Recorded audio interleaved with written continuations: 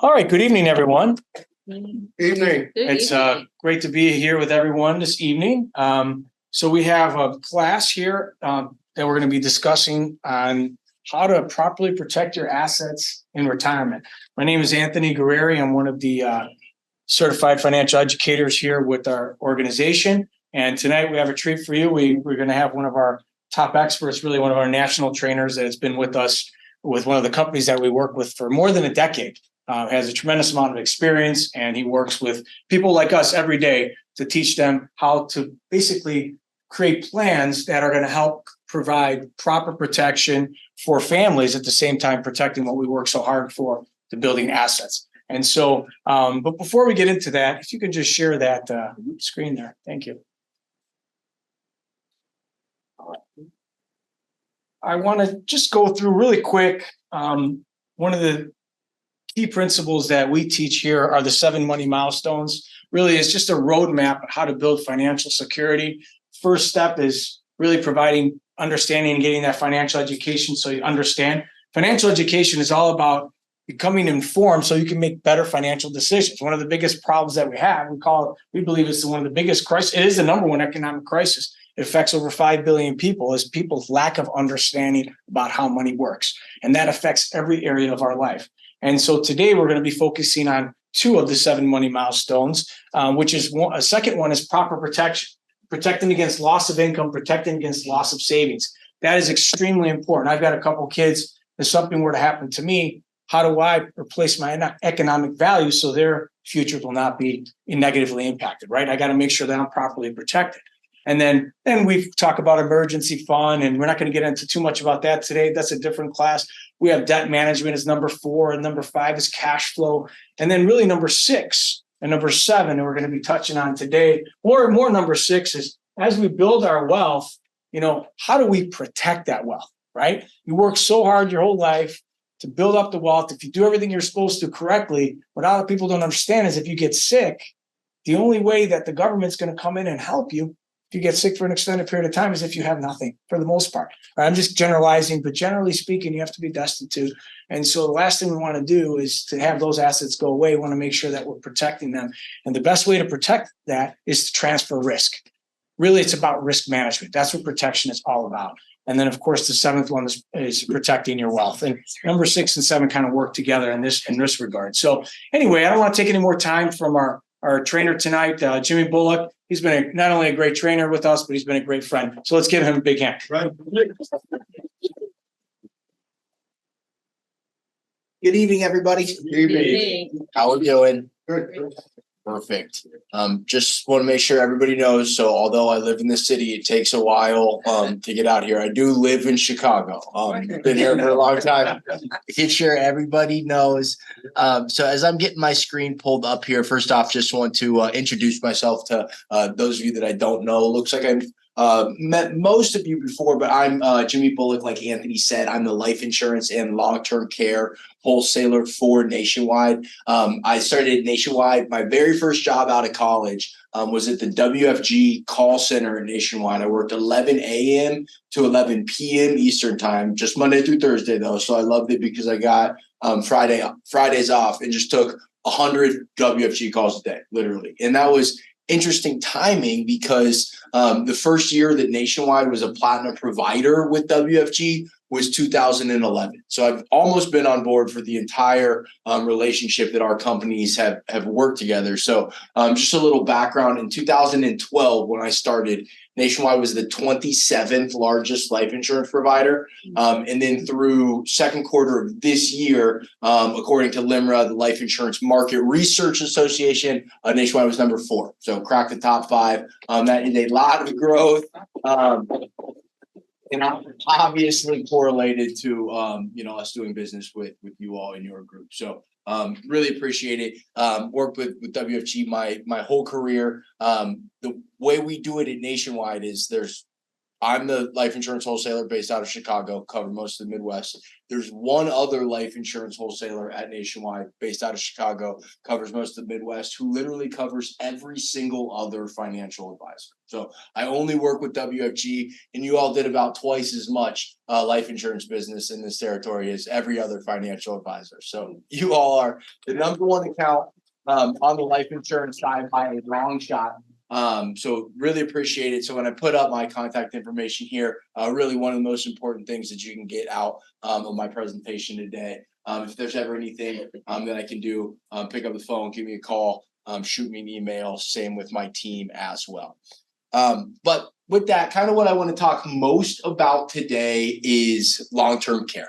I think this is something that really helps set Nationwide apart in the industry and is a huge opportunity for all of us. So Nationwide has actually been selling long-term care as a life insurance solution for 25 years. Celebrated the 25th anniversary today. We've been offering our long-term care rider all the way since 1999. We were one of the first life insurance companies in the industry to offer a solution like that.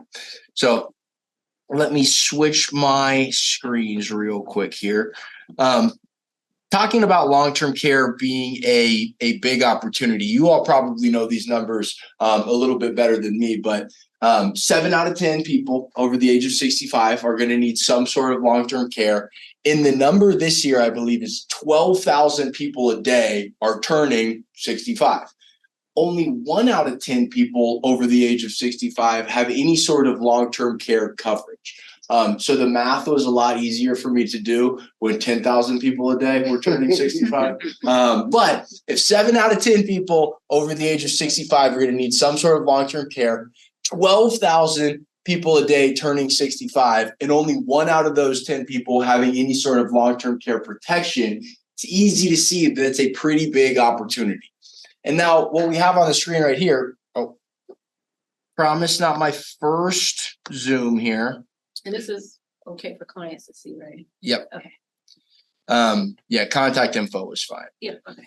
So what we have up on the slide right here is obviously this is not an inexpensive potential need that we want to protect for, right? So we see on the screen, I know it might be hard for you to see in the back, but the average home health aid in 2023, $75,000 a year. And then by 2042, that's projected to increase to $130,000 a year. Nursing home, $116,000 this year, projected to be over $200,000 by 2042. So not some small sum of money. And the average period of time that somebody needs long-term care for is between 3 and 4 years. So, you're probably not going to be in a nursing home for 3 or 4 years, but even if there's a gradual progression from home health care to assisted living to nursing home, that's still going to be a couple $100,000. So I don't know all that many people that have a couple $100,000 set aside to cover a potential long-term care. And if you do have a couple $100,000 set aside to cover that, that's fantastic. You really planned ahead. But you could get a life insurance policy, leverage that into a couple $100,000 of protection, and now you're going to have $150,000 left over that you can, address some other needs with.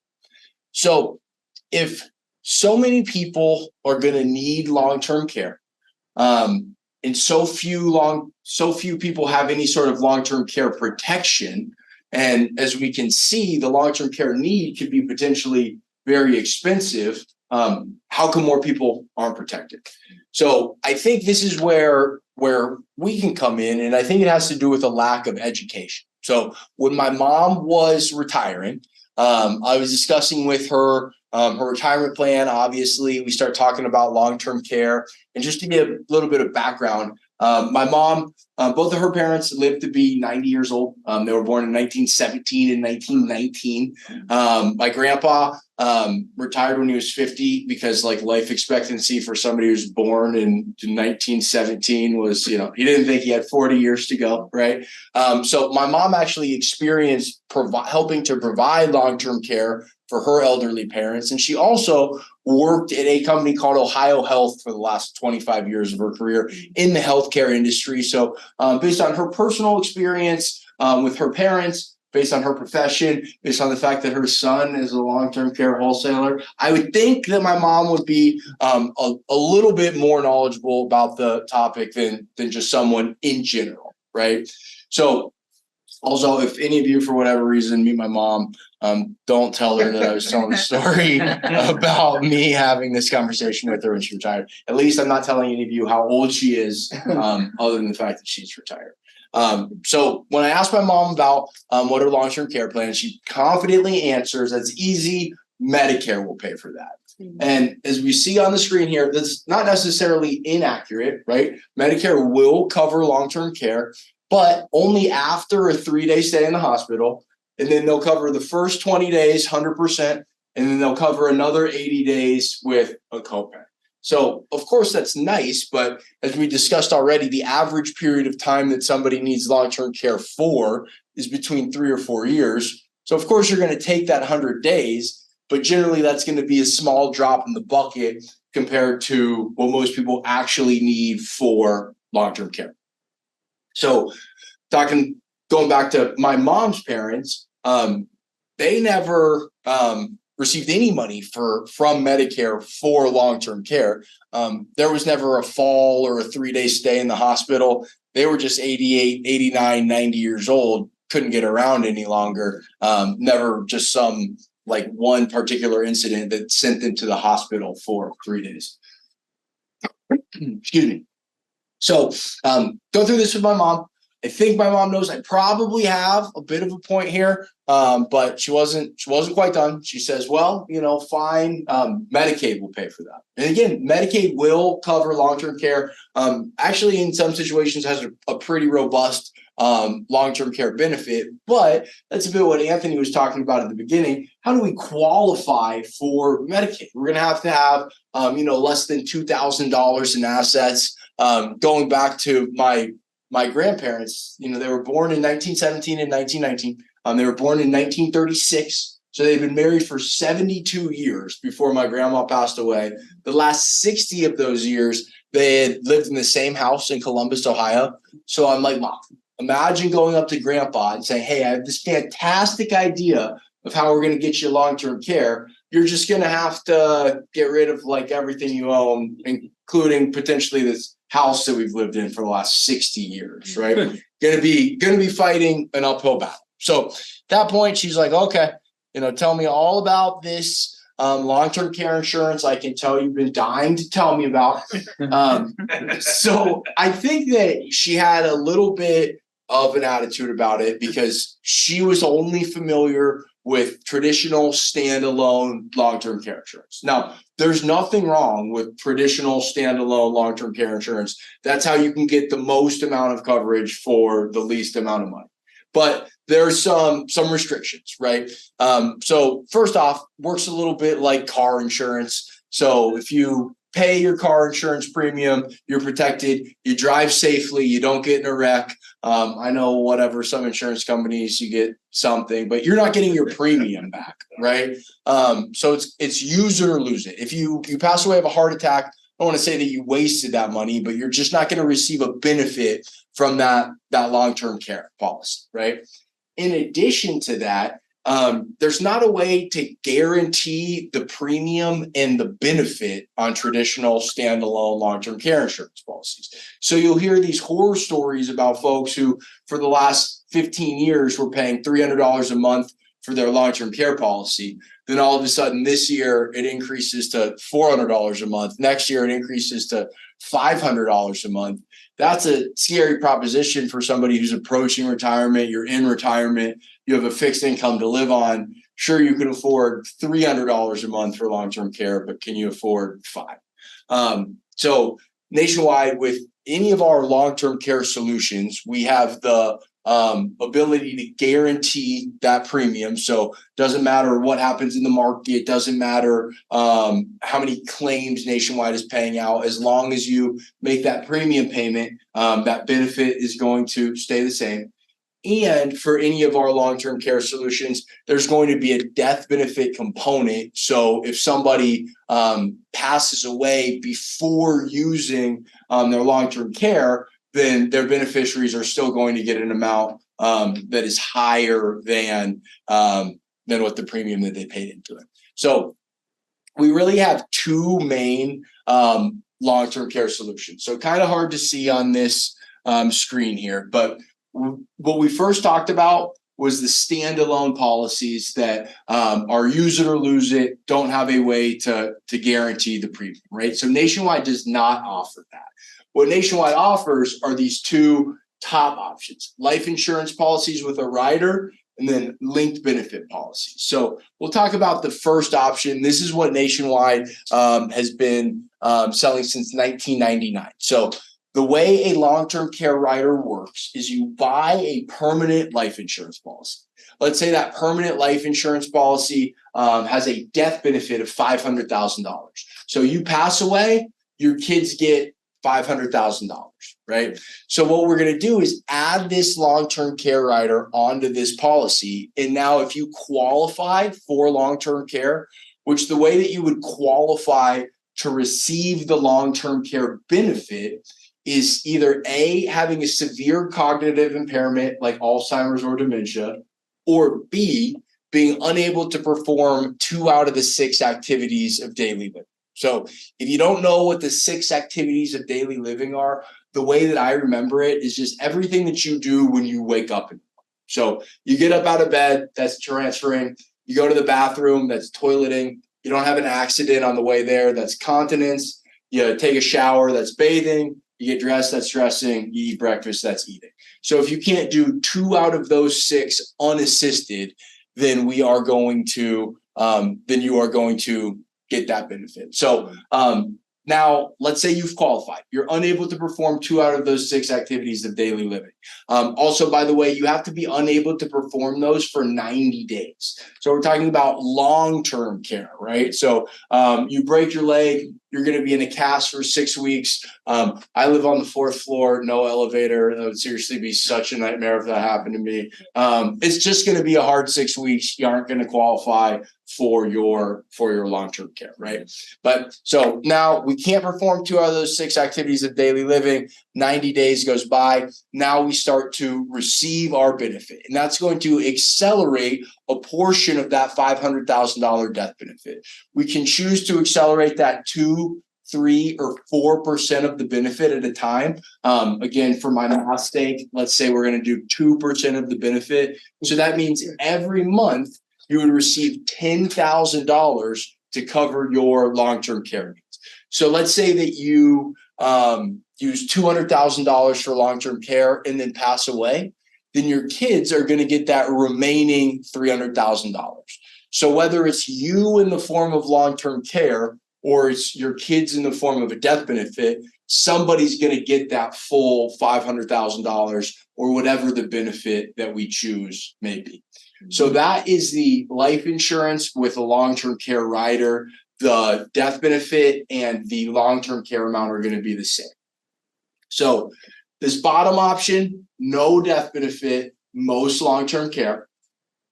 This top option, we're going to have the most death benefit, the lowest long-term care amount. They're going to be equal though. And this middle option, this is going to be somewhere in between. So Nationwide's been selling a linked benefit long-term care policy for about 12 or 13 years now. And this is for individuals like my mom.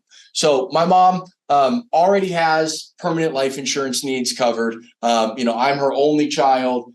She's single, lives in Columbus, Ohio. She doesn't have that much of a permanent life insurance need anyway, right? But she definitely has a long-term care need, right?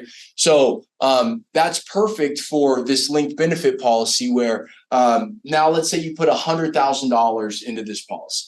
You might only get $150,000 of death benefit. So that's not very good leverage, but you might get $500,000 for long-term care.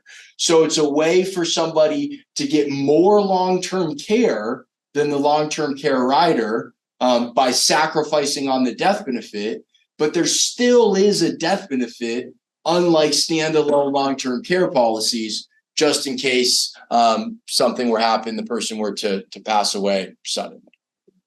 So Nationwide again offers life insurance with long-term care rider. So that's going to be for individuals who have more of a life insurance need as well as long-term care. And then we have the linked benefit long-term care policy called Care Matters. It's going to be more geared towards people whose main goal is getting long-term care, but they don't want to have to worry about the use it or lose it nature of standalone long-term care policies.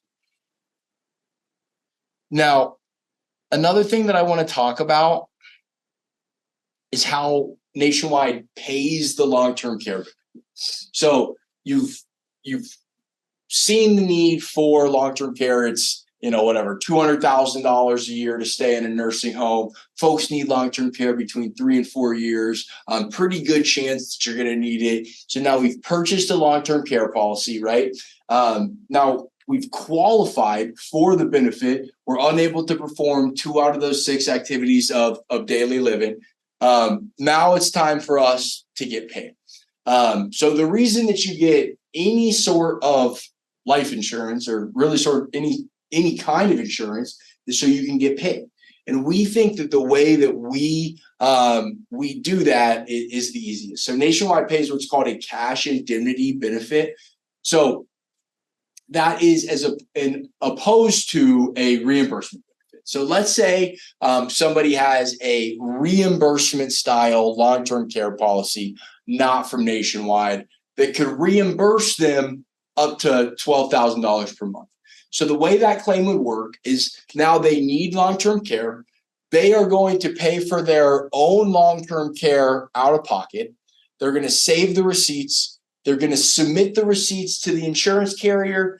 And then the insurance carrier is going to say, this is qualified, this is qualified, this is not qualified, et cetera. And then they're going to reimburse them for whatever those qualified long-term care expenses are. So even though you might be eligible for 12, if you only have receipts for 8, that's all you're going to get reimbursed. Now, with the cash indemnity benefit, once you qualify, so a doctor says you can't perform 2 out of these 6 activities of daily living, this is your plan of care.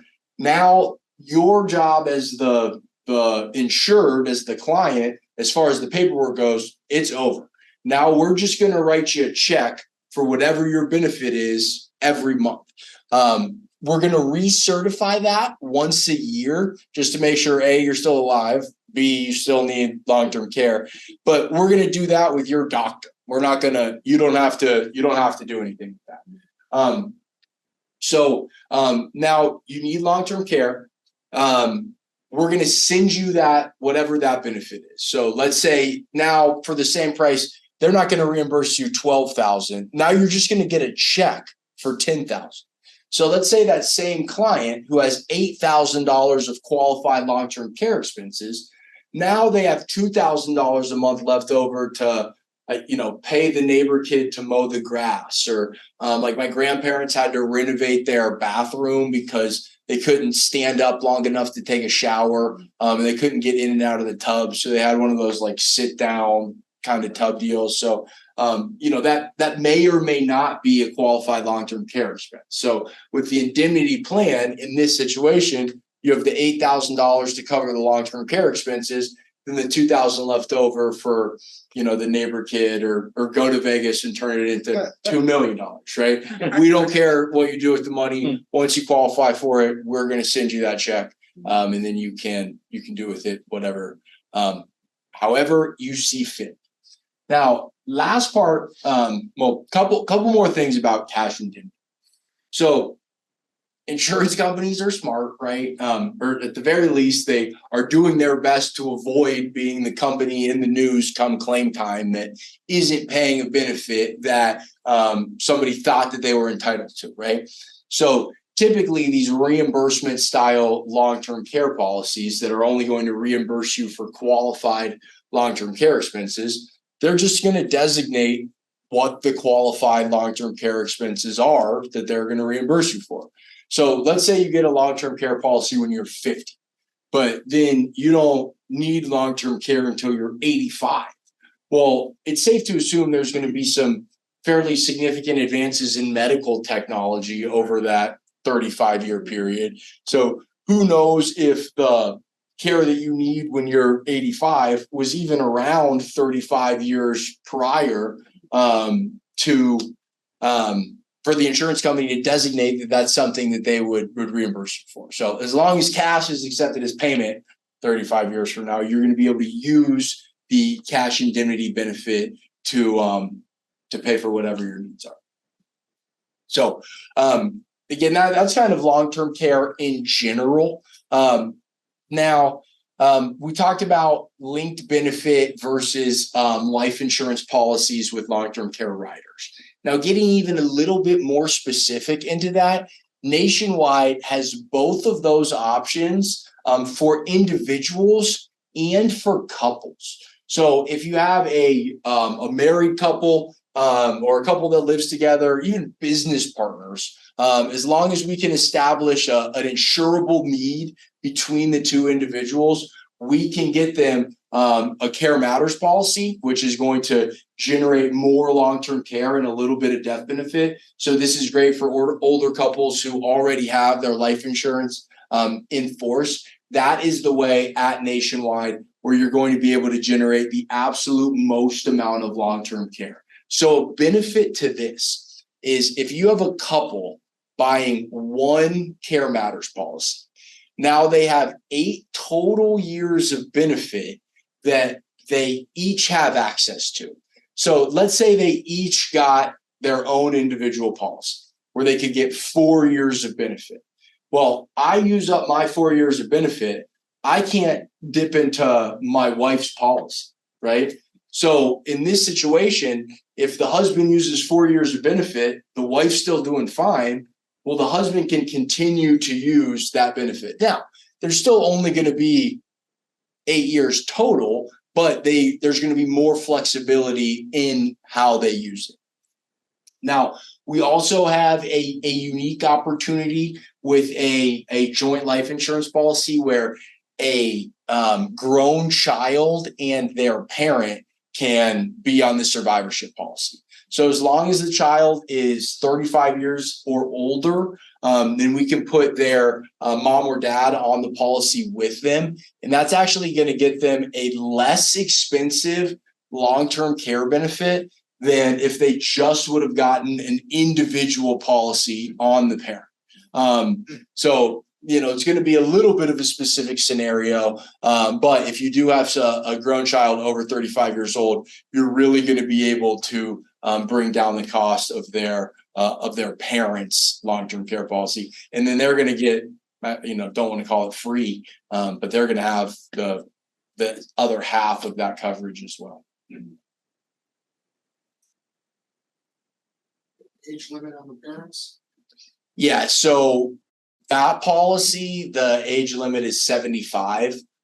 For long-term care in general at Nationwide, we can go up to 80. So if you have an individual 80 years old, we can get them an IUL with a long-term care rider.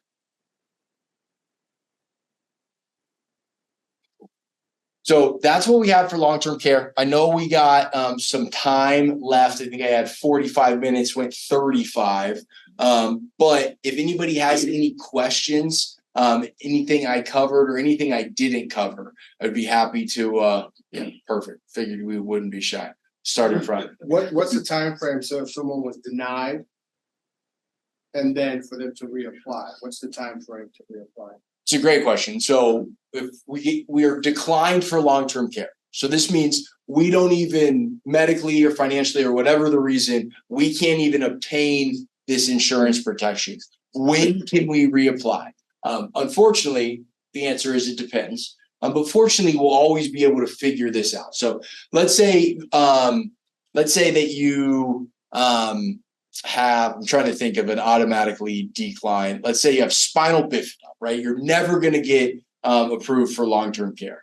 We're going to say, hey, you're declined. Reconsideration in the future is unlikely, right? Now, let's say that you're a little bit overweight.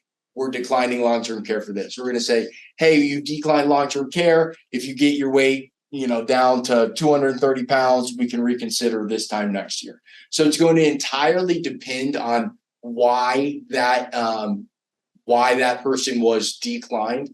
But generally the answer is going to be a year from now. Like if something looks great on your labs today, but it didn't 2 weeks ago, we're still a little bit concerned about why it didn't look that good 2 weeks ago. So I get that a lot. I get that a lot of, hey, something was wrong. Like, hey, can we retest for this? Yeah, we can. But we might still want to wait a year. So generally it's a year. But whatever the specific thing is, reach out to your wholesaler, reach out to underwriting, and they'll tell you. Maybe the answer is never. Maybe it's, hey, if they go, get a letter from their doctor, we can reconsider this right now. Good question, though. Yeah, definitely there is a need for long-term care based on the statistics. What is the best approach to this market? Yeah, it's a good question. So I think there's really two options. You can go the math route where, hey, look, we got $200,000 a year. Average is between 3 to 4 years. So we have to figure out how we're going to get you $500,000 of protection. Because if not, what's going to happen when you need this long-term care when you're 81, 82, 83 years old? Now, probably the easiest way to get you that $500,000 of protection is through leveraging some sort of insurance policy like this, right? So that's kind of the way that resonates with me the best, is just, hey, look at the odds, look at the math. What are you going to do? Now, some people don't think like that. Some people, they hear the, 7 out of 10, I'm going to be the 3 out of 10 that's not going to need it, blah, blah, blah, blah, blah, right? So Nationwide has some pretty good. So nationwidefinancial.com/LTC stories. These are good, like 5-minute videos, real life clients. You gotta reshare it.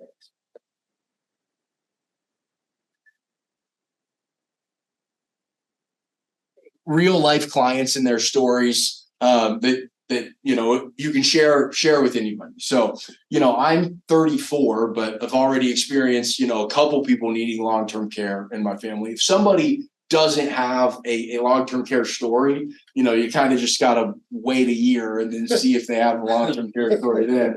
But hopefully you all don't. And we got things like this that kind of help the folks who maybe the leverage side isn't doing it for them. Maybe we got to tug at the heartstrings a little bit.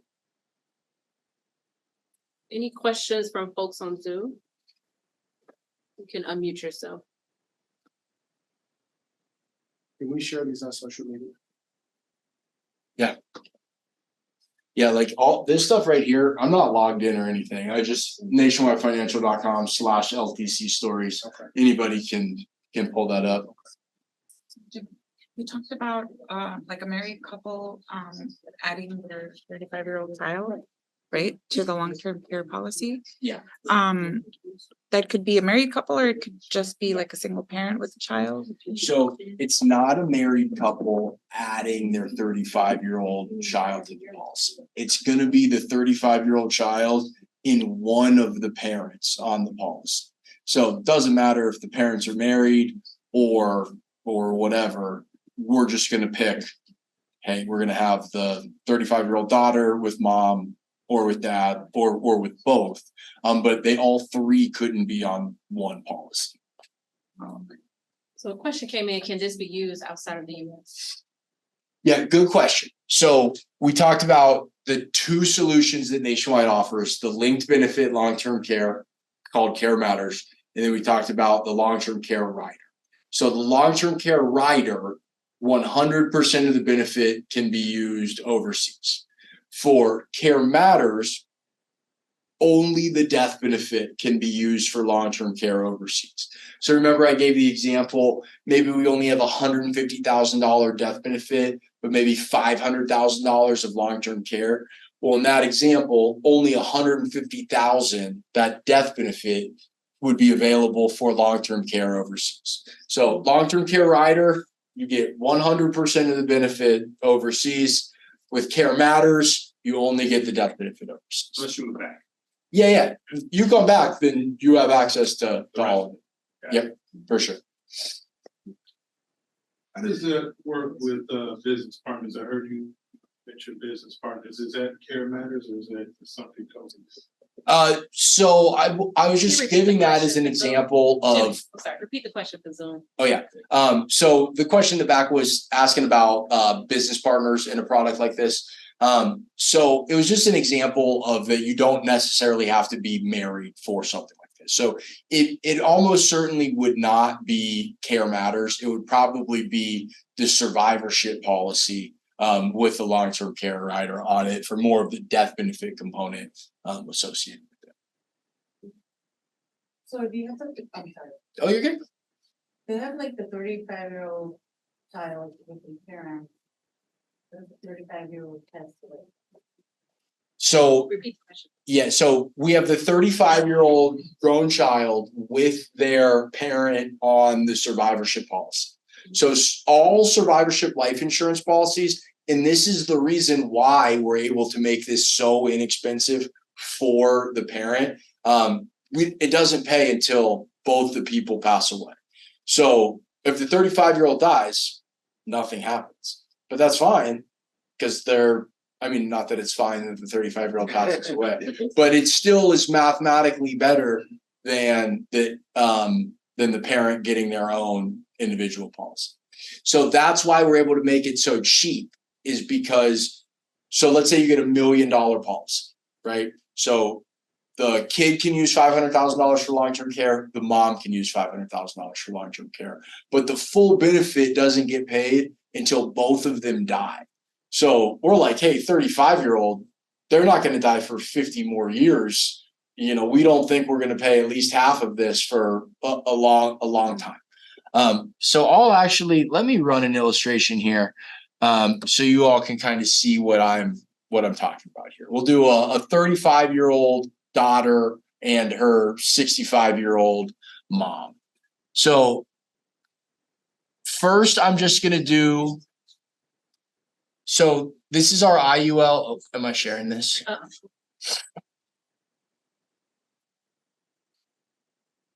Okay. So we have a 65-year-old female, standard non-tobacco. She wants $500,000 of life insurance and long-term care, and she doesn't want to have to pay for this forever. So she's going to pay for 10 years. The 5 million would be nice, but I'm not going to get greedy on my example. All right. So 65-year-old standard, just her own policy.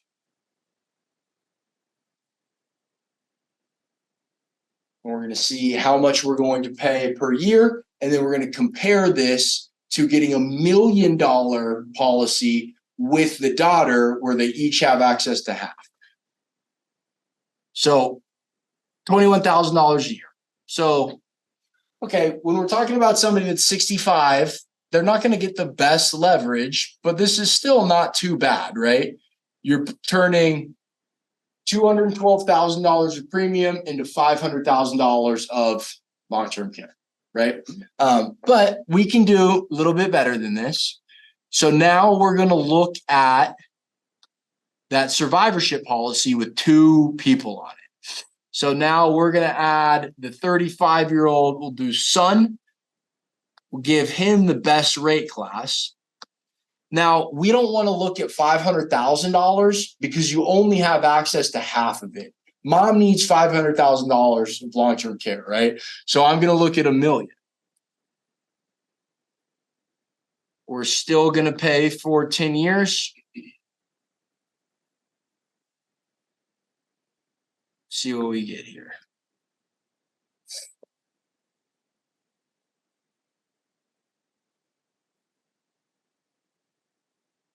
So now for the mom to get the same $500,000 of coverage, you to get $500,000 of coverage, we've reduced the premium from $7,000, or excuse me, from $21,000 a year to $14,000 a year.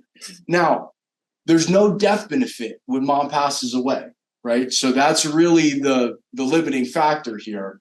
But if we're just looking to get $500,000 long-term care for mom, this is a great way to do it. Are there any other client specific questions?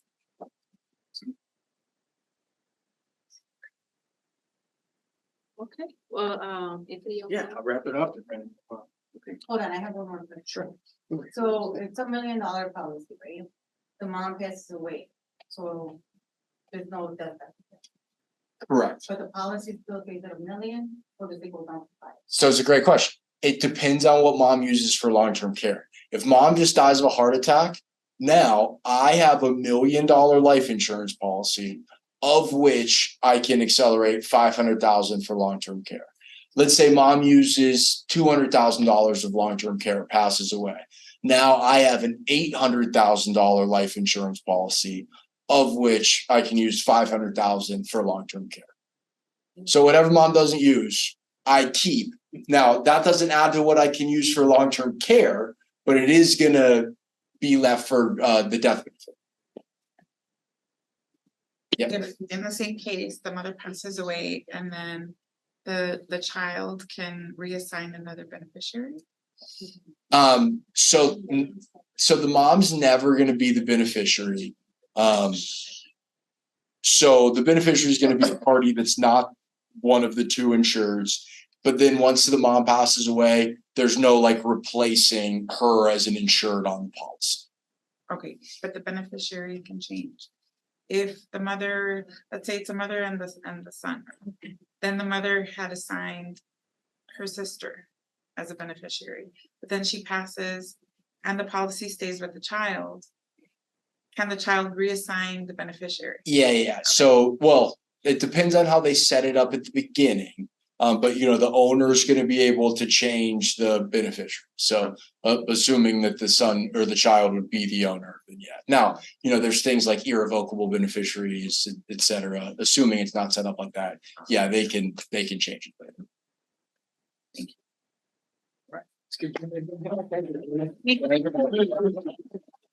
Thank you very much. Appreciate all of you on Zoom.